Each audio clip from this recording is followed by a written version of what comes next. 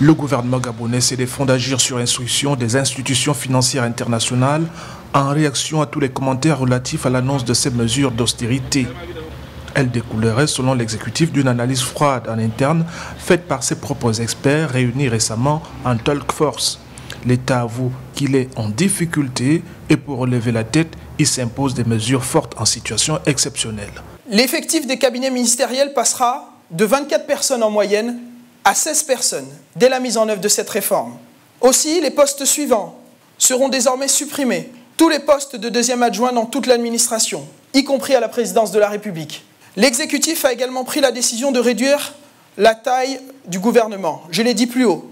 Parce qu'en l'état, le nombre considérable de départements ministériels engendre des dépenses trop importantes. Cette mesure, je le précise, vaudra pour l'avenir et ne concerne donc pas l'actuel gouvernement dans la composition reste en l'état.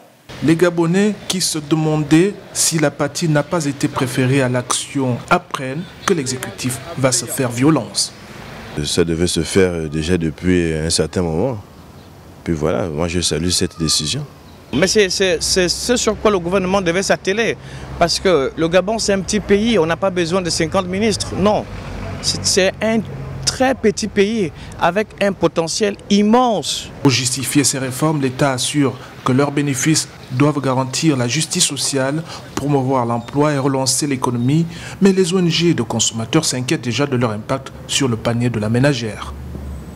Si celui qui a un pouvoir d'achat élevé dans la famille est frappé par une mesure de restriction budgétaire, ça va impacter naturellement sur toute la famille. Bon, mais l'État ne fonctionne pas comme ça, malheureusement.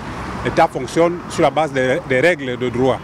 Et sur cette base-là, tout ce que nous pouvons refuser, c'est l'impact négatif sur la population.